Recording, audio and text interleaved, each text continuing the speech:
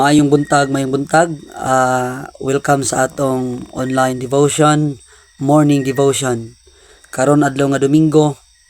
Salamat sa Dios nga makatuon kita sa iyang pulong. Kung naamoy Bible diya sa inyo, please open your Bible to Psalm 37 verses 3 and 5. Trust in the Lord and do good, so shalt thou dwell in the land, and verily thou shalt be fed.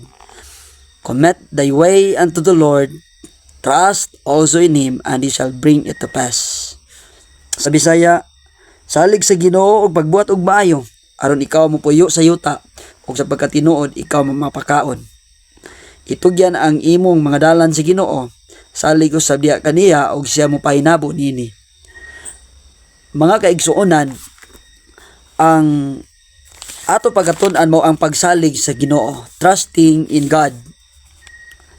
Trusting in God, mga kaigsuonan, mo ni ang ato pagkatun-an. Number 1, trusting in God is looking to Christ.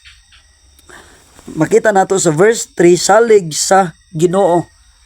Ang pagsalig sa Ginoo, mao ni siya ang paglantaw sa Ginoo. Kung lantaw nato ang word nga trust, mga kaigsuonan, trust is a synonym for faith. Unsa man ang kapariyo sa synonym gani is kapariyo sa pagtuo. Ang pagtuo, wala ta nakabalo, wala ta nakakita sa Dios, pero katuo ta nga naay Dios. And that is faith.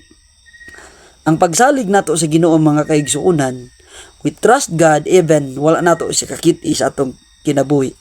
Hindi nato siya makita, pero kasalig kita sa iya.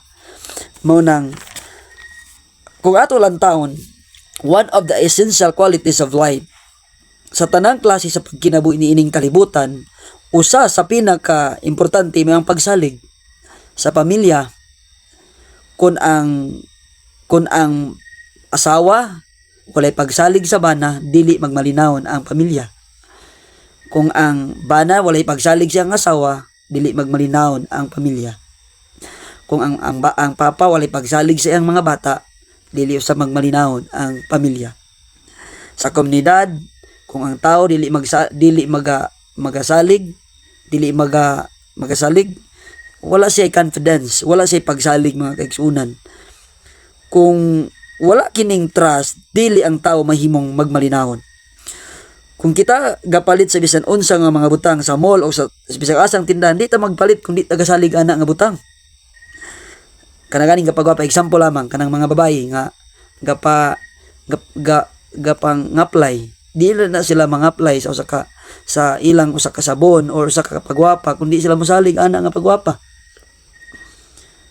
Ang tao, mga kaigsuonan, importante gyud ni ang pagsalig.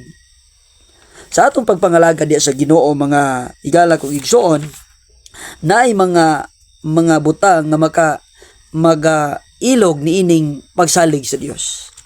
Number 1, kining lack of faith. Kulang og pagtuo diya sa Dios. Kung ikaw makulangan og pagsalig sa Dios, number 1, moabot sa imo ang self-pity.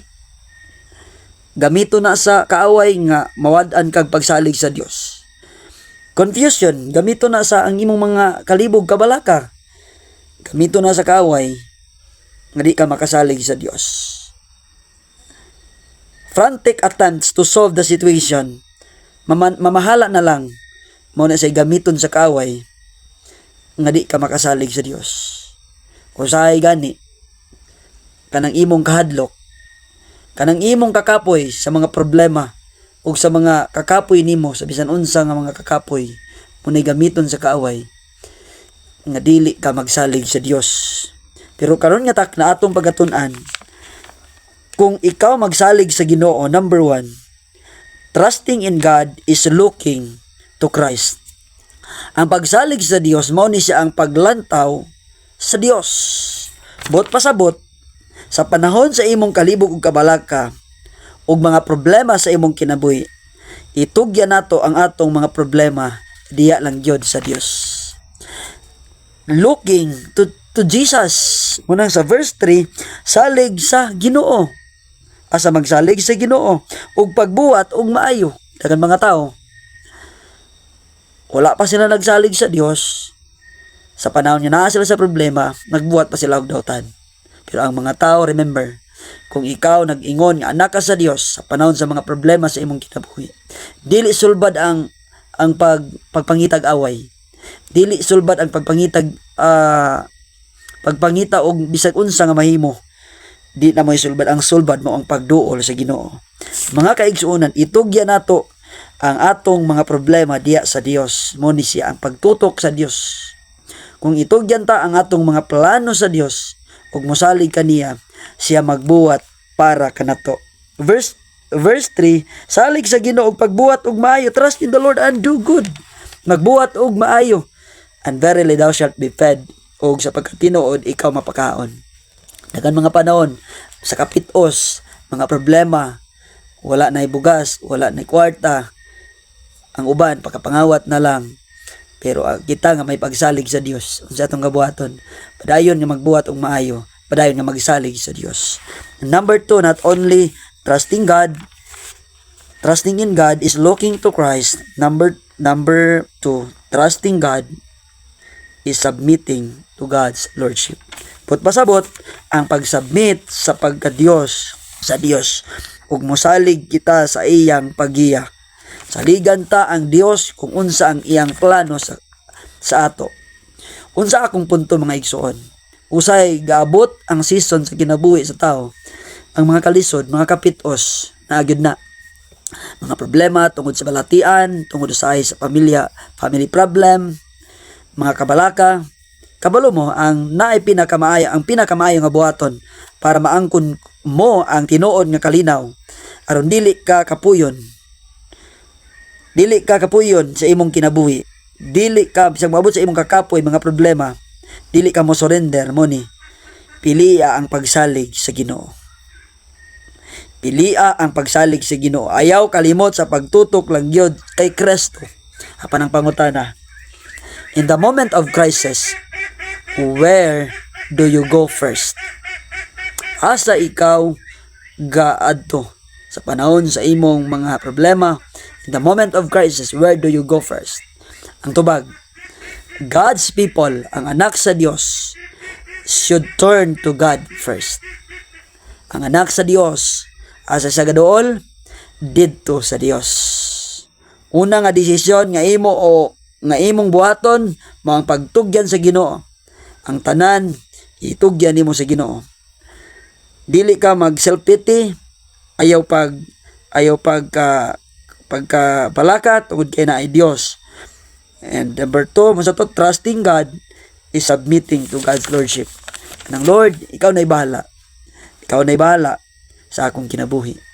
Mao ni siya ang panahon nga magduol ka sa Ginoo. Kung wala ang Ginoo, wala gid ikaw mahimo. Karon mga kaigsuonan, akong basahon sa katapusan verse 5, itugyan ang imong mga dalan ngadto sa Ginoo, salig usab diha kaniya ug siya mo pahinabo niini. Itugyan nimo diha sa Ginoo ang imong mga dalan, ang imong mga plano, ang imong problema. Ikaduha, salig diha kaniya, isalig nimo diha kaniya ang tanan. Munang ang atong punto, trusting in God is looking to Christ. Ang pagsalig sa Dios, mao ni siya ang pagtugyan sa imong mga dalan diya sa Ginoo, sa imong kinabuhi diya sa Ginoo. And trusting God, number 2, mao ni siya ang pagsalig sa Dios. Kay ikaw na'y bahala Ginoo. Kay ikaw may Dios. In the moment of crisis, God's people should turn to God. Ingon sa Bible, Proverbs 3 verse 5 and 6, trust in the Lord with all thine heart, and lean not into thine own understanding. Tanan, sa tibok natong kasing-kasing, isalig yun nato ang tanan diya sa Ginoo. Good morning everyone. Tapuson ko ni sa usa ka illustration na ako ni usa ka tawo nga gadala siya half sack rice o gibaktas niya iyang gibaklay ang gikan sa iyang gipalitan padulong sa iyang balay mga 30 minutes before siya makaabot kung magbaklay siya. Mutong gibaklay niya iyang gipasan ang sa half sack of rice. Normal sa galayo ang iyang pagbaklay kanang kabugat. Motong nakadesisyon siya nga gikapoy na siya, desisyon siya nga mosakay siya og kining motor. Inya motor sakay ko. O nisakay siya. Pero sa panahon niya nagsakay siya og motor na nabantayan ang driver. Gipabilin ra gyapon niya pasan ang half sack. Ang pangutana nakapahulay ka siya adto. Ingon sa Bible, ali ka mo kanako tanan nga gikapuyan ug gibugatan. Gibugatan ug gikapuyan kay papahulayon ko kamo.